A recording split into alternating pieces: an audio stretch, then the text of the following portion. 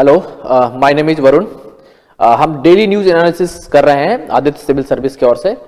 और ये जो क्लासेस है ये आपका पर डे का जो न्यूज़पेपर है दैनिक जागरण, हिंदुस्तान और आपका द हिंदू, इस सब में जो इंपॉर्टेंट न्यूज रहा है उसको हम लोग पर डे देखते हैं।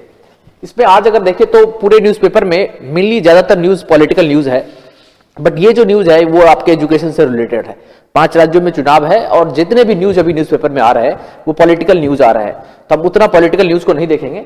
ये एक बहुत अच्छा मुझे टॉपिक लगा और मुझे लगा कि इस पे हमको क्लासेस लेना चाहिए। तो सरकार जो है, सेंट्रल गवर्नमेंट जो है वो न्यू कैडर रूल बना रही है 2021 में। वो 1956 का जो रूल है उस रूल को चेंज करके नया रूल बना रही है। अब इसमें हमको देखना है कि ऑल इंडिया सर्विस क्या है और ऑल इंडिया सर्विस में सेंटर स्टेट का क्या रोल है और किस तरह से इंडिया के फेडरलिज्म स्ट्रक्चर को ये स्टील फ्रेमवर्क है, इंडिया के फेडरलिज्म का एक फ्रेमवर्क है जो ऑल इंडिया सर्विस है। तो हम न्यू कैडर रूल को गवर्नमेंट चेंज करने जा रही है, जिसमें स्टेक होल्डर से जितने भी स्टेट है उन सारे स्टेट को 25 जनवरी तक सेंटर ने अपना सजेशन देने को कहा है। ठीक है, तो इसमें अगर आप देखिएगा तो ऑल इंडिया सर्विस का जो स्टार्ट किया था वो सरदार वल्लभ भाई पटेल ने इसका फ्रेमवर्कर माने जाते हैं मॉडर्न इंडिया के। इसके अंदर 3 सर्विस आते हैं, एक Indian administrative service, second is Indian police service and third is Indian forest service, not foreign service, Indian forest service. ठीक है, ये जो है ऑल इंडिया सर्विस के अंदर आता है। ठीक है, Indian administrative service IAS, Indian police service IPS और Indian forest service that IFS, ये जो है ये ऑल इंडिया सर्विस के अंदर आते हैं। अब ऑल इंडिया सर्विस का क्या एडवांटेज है? ऑल इंडिया सर्विस जो है वो इंडियन एडमिनिस्ट्रेटिव सर्विस है। ठीक है, और इसके अंदर हमने बताया कि 3 सर्विस है, आईएएस, आईपीएस और आईएफएस। ये जो है ये एडमिनिस्ट्रेटिव फ्रेमवर्क है, इंडिया का जो एडमिनिस्ट्रेटिव फ्रेमवर्क है वो आपका ऑल इंडिया सर्विस है।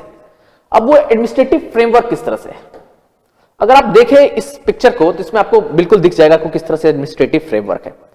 आप सेंटर और स्टेट को देखिए कि अगर आप यूपीएससी का एग्जाम देते हैं and if you selected in the all India service, IAS, IPS और आईएफएस में अगर आप सेलेक्ट होते हैं तो आपका जो सेंटर आपको अपॉइंट करता है, बट आप स्टेट अपने कार्डर में आते हैं, मतलब आप सेंटर और स्टेट के बीच में काम करते हैं। यू सेलेक्टेड द कार्डर, आप अपना कार्डर सेलेक्ट करते हैं और उस सेंटर और स्टेट के बीच में आप काम करते हैं। अगर आप जब कार्डर में है तो for example if any individual selected in the West Bengal cadre, selected itself as a West Bengal cadre, तो वेस्ट बंगाल कार्डर में ही काम करेगा, बट होल लाइफ अपना वेस्ट बंगाल कार्डर में, वेस्ट बंगाल के अलग अलग डिस्ट्रिक्ट्स में गवर्नमेंट के अलग अलग पोजीशन पे काम करेगा। बट सेंटर जब चाहे उसको डेपुटेशन पे, मतलब केंद्र जो है जब चाहे उसको डेपुटेशन पे बुला सकता है। ठीक है, जब उसको चाहे कि वो डेपुटेशन पे बुलाना, उसको डेपुटेशन पे बुला सकता है। ठीक है, ये है ऑल इंडिया सर्विस का कि वो that is the umbilical cord, वो जो है वो अम्बिलिकल कॉर्ड है सेंटर और स्टेट के बीच में। जो ऑल इंडिया सर्विस के जो ऑफिसर हैं आईएएस, आईपीएस और आईएफएस, वो अम्बिलिकल कॉर्ड है सेंटर और स्टेट के बीच में, कि जब अपने कार्डर में जाएंगे तो स्टेट में काम करेंगे और फिर जब सेंटर चाहे उनको डेपुटेशन में, केंद्र जो है अपने डेपुटेशन में बुला सकता है। ठीक है, ये चीज है। हाँ, जब वो स्टेट में रहेंगे तो स्टेट गवर्नमेंट उनको ट्रांसफर का ऑर्डर कर सकता है, मतलब वो स्टेट के फ्रेमवर्क में काम करेंगे जब वो स्टेट में रहेंगे, और जब वो सेंटर में जाएंगे तो सेंटर के फ्रेमवर्क में काम करेंगे। बट सेंटर उनको कभी भी स्टेट से बुला सकता है फॉर द डेपुटेशन। ठीक है, सेंटर डेपुटेशन पे बुला सकता है। अगर आप अभी देखें तो ये एक बहुत बड़ा कंट्रोवर्शियल इशू हो गया है इंडिया में कि ये मेनली फेडरलिज्म का वायलेशन हो रहा है।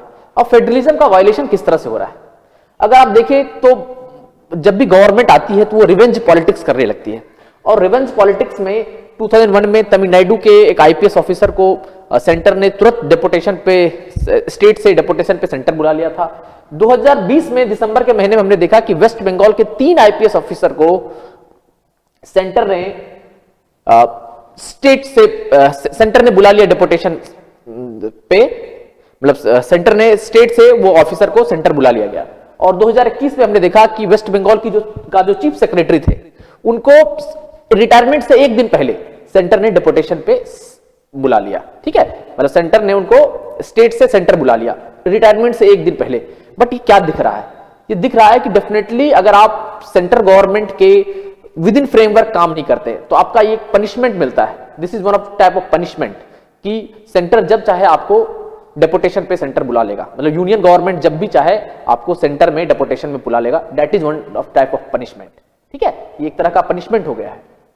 कि हमने देखा था कि ममता बनर्जी का एक दिसंबर के महीने में कंट्रोवर्सी चला था कि हाँ दिसंबर 2020 दिसंबर के कि वो मीटिंग में चीफ सेक्रेटरी वहां नहीं पहुंच पाए थे और उसके जस्ट बाद चीफ सेक्रेटरी को रिटायरमेंट से एक दिन पहले जो है केंद्र सरकार जो थी वो डेपुटेशन पे सेंटर बुला ली थी। ठीक है, यूनियन गवर्नमेंट जो थी वो सेंटर बुला लिया था। और बहुत बार ऐसा होता है कि सेंटर जो है, स्टेट जो है, वो अपने चीफ सेक्रेटरी को, अपने ब्यूरोक्रेट को वो सेंटर भेजना नहीं चाहता है, बिकॉज उनका बहुत अच्छा फ्रेमवर्क रहता है। ठीक है, उनका बहुत अच्छा तालमेल रहता है, उसके कारण वो उसको सेंटर भेजना नहीं चाहता है। ठीक है, अगर आप देखें तो नया कार्डर रूल क्या है। नया कार्डर रूल में मैंने ये फोटोग्राफ लगाया है, इससे बहुत अच्छे समझ में आ जाएगा। This is our prime minister, honourable prime minister Narendra Modi and West Bengal chief minister Mamata Banerjee. ये न्यू कार्डर रूल 1954 क्या है कि केंद्र सरकार ने जितने भी स्टेट है उन सारे स्टेट को एक लेटर लिखा है और उससे सजेशन मांगा है कि हम अपने कार्डर रूल को चेंज कर रहे हैं। तो ममता बनर्जी ने बिल्कुल ऑब्जेक्शन जताया है कि नहीं, जो कार्डर रूल, जो एग्जिस्टिंग कार्डर रूल है उसी को आप रहने दें, आप उसमें चेंजेस ना करें। अब एग्जिस्टिंग कार्डर रूल क्या है उसको हम देखते हैं। एग्जिस्टिंग कार्डर रूल है कि सेंटर जो है, स्टेट में अगर कोई आईएएस, आईपीएस और आईएफएस ऑफिसर काम कर रहा है तो सेंटर जो है उसको ट्रांसफर कर सकता है, सेंटर बुला सकता है डेपुटेशन पे। स्टेट, किसी स्टेट में भी वो भेज सकता है, दूसरे स्टेट में। फॉर एग्जांपल वेस्ट बंगाल में काम कर रहा है, उसको वो मध्य प्रदेश में भेज सकता है, उसको महाराष्ट्र में भेज सकता है, उसको तमिलनाडु में भेज सकता है, या उसको किसी पीएसयू, पब्लिक सेक्टर अंडरटेकिंग के अंदर उसको भेज सकता है। बट उसके लिए स्टेट का कंकरेंस जो है लेना जरूरी है। मतलब सेंटर जो है, केंद्र सरकार जो है, स्टेट से सुझाव लेगा कि क्या मैं इस ऑफिसर को लूं। बट अभी जो इंडिया का पॉलिटिकल सिनेरियो है वो इसमें ऐसा नहीं हो रहा है, उसमें रिवेंज पॉलिटिक्स ज्यादा हो रहा है। अगर इसमें देखें तो सरकार क्या फिक्स करना चाह रहा है, जो केंद्र सरकार है वो नया कार्डर रूल में क्या करना चाह रहा है, वो करना यह चाह रहा है कि फिक्स करना चाह रहा है number of IAS officer centre doctor. Her state को यह कह दिया है कि आप कितने, आपके यहां से कितने ऑफिसर जो है वो सेंटर डेपुटेशन पे जाएंगे, उसका हर साल मुझे लिस्ट दीजिए। ठीक है, ये फिक्स करने जा रहा है कि हर साल किसी भी राज्य से कितने ऑफिसर को सेंटर डेपुटेशन पे स्टेट भेजेगी उसका हमको लिस्ट चाहिए, और उस लिस्ट में से सेंटर चूज करेगा कि इस ऑफिसर को मुझे डेपुटेशन पे लेना है। दूसरा है कि अब सेंटर को डेपुटेशन क्यों कराना है, सेंटर क्यों जाना है। वो आईएएस ऑफिसर स्टेट में चीफ सेक्रेटरी के पोस्ट पे है, वो सेंटर क्यों उसको बुलाना चाहता है। सेंटर इसलिए बुलाना चाहता है कि सेंटर बताता है, केंद्र सरकार ये बताता है, यूनियन गवर्नमेंट ये बताती है कि मेरे पास ब्यूरोक्रेसी की कमी है। मतलब हमारे पास इफेक्टिव ब्यूरोक्रेसी नहीं है, हमारे पास इफेक्टिव, मतलब सुपीरियर पोस्ट पे काम करने वाले ब्यूरोक्रेट की कमी है, इसलिए हम स्टेट से सेंटर उसको डेपुटेशन पे बुला रहे हैं, ऑल इंडिया सर्विस के ऑफिसर को। इससे क्या है, बट सेकेंड गवर्नमेंट ये भी काम कर रही है कि लेटरल एंट्री को प्रमोट कर रहा है।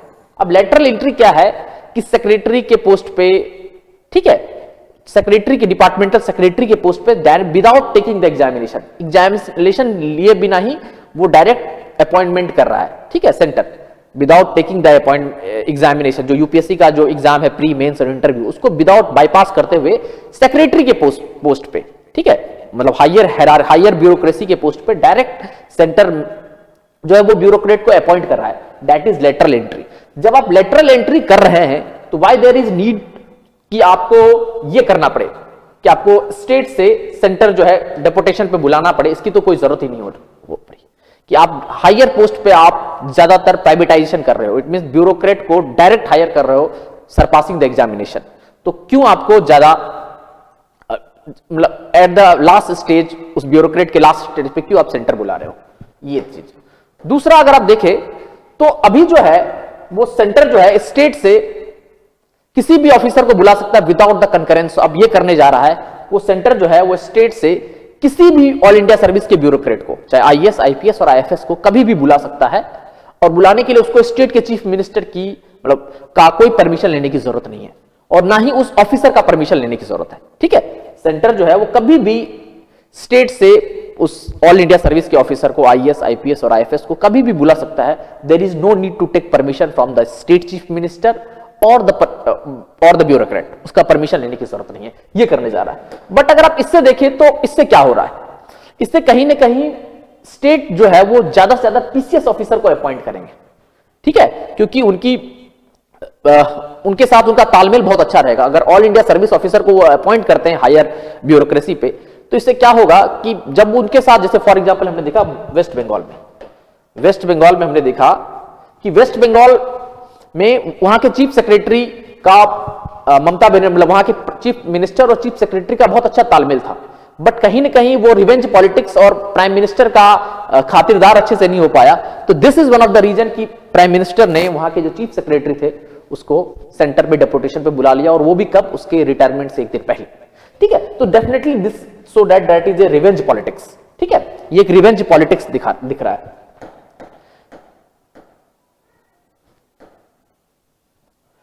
तो इससे क्या होगा कि स्टेट जो है वो ज्यादा से ज्यादा पीसीएस ऑफिसर को अपॉइंट करेगा एज हायर ब्यूरोक्रेसी, और इससे क्या होगा कि ये डेफिनेटली वायलेशन होगा किसका, फेडरलिज्म का। कि हमने बताया कि जो ऑल इंडिया सर्विस है, आईएएस, आईपीएस और आईएफएस, ये जो अम्बिलिकल कॉर्ड है बिटवीन सेंटर और स्टेट, केंद्र और राज्य के बीच में एक अम्बिलिकल कॉर्ड है, और definitely this is the violation of the constitution. ये कॉन्स्टिट्यूशन का वायलेशन हो जाएगा। ठीक है, दिस थिंग इज क्लियर। ये अम्बिलिकल कॉर्ड है and this is the violation of the constitution, क्योंकि कोई ऑफिसर है वो सेंटर उसको अपॉइंट किया है, स्टेट में जाके काम कर रहा है, और दोनों के बीच में वो अम्बिलिकल कॉर्ड है, वो लिंक प्रोवाइड कर रहा है। ठीक है, इंडिया के प्लूरिज्म को स्टैब्लिश्ड कर रहा है, उसको लिंक प्रोवाइड कर रहा है, बट ये जो है फेडरलिज्म का भी वायलेशन हो जाएगा, and that is also the violation of basic structure of the constitution. ये कॉन्स्टिट्यूशन के बेसिक स्ट्रक्चर का भी वायलेशन हो जाएगा। ठीक है, तो आज के लिए इतना ही। आज का जो न्यूज़पेपर में जितने भी थे, आज 21 जनवरी का सॉरी, जितने भी थिंग्स थे वो आज इतना ही। आज के लिए हम इतना ही रहने देते हैं। आगे फिर से हम नेक्स्ट डे नए न्यूज़पेपर की नई सीरीज के साथ मिलेंगे। Thank you so much. Like this channel, share and subscribe to Aditya civil service.